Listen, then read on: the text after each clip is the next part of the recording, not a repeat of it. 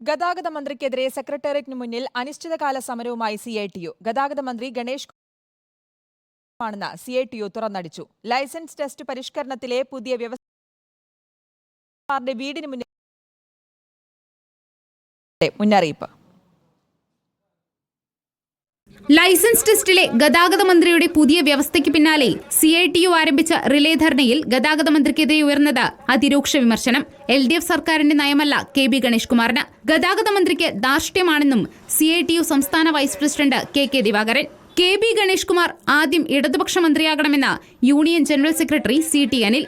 മറ്റ് ഗതാഗത മന്ത്രിമാർ നൽകിയ ലൈസൻസ് വ്യാജമെന്നാണോ മന്ത്രി പറയുന്നതെന്നും അദ്ദേഹം ചോദിച്ചു. 11 ജില്ലാ കമ്മിറ്റികൾ അനിശ്ചിതകാല റിലേ സമരത്തിൽ പങ്കെടുക്കും. ഇന്ന് സംസ്ഥാന കമ്മിറ്റിയുടെയും തിരുവനന്തപുരം ജില്ലാ കമ്മിറ്റിയുടെയും നേതൃത്വത്തിലായിരുന്നു ധർണ. ടെസ്റ്റ് നടക്കുമ്പോൾ അംഗീകൃത ഡ്രൈവിംഗ് പരിശീലകർ സ്ഥലത്തുണ്ടാകണമെന്ന മന്ത്രിയുടെ പുതിയ വ്യവസ്ഥയാണ് പ്രതിഷേധത്തിന് കാരണം. ഡ്രൈവിംഗ് സ്കൂൾ വാഹനങ്ങളുടെ കാലപ്പഴക്കം 22 വർഷമാക്കി ഉയർത്തണമെന്നും സ്ലോട്ടുകൾ 60 വർദ്ധിപ്പിക്കണമെന്നും CITU ആവശ്യപ്പെടുന്നു. തീരുമാനമായില്ലെങ്കിൽ സമരം കടുപ്പിക്കാനാണ് CITUവിന്റെ തീരുമാനം. റിപ്പോർട്ടർ, തിരുവനന്തപുരം.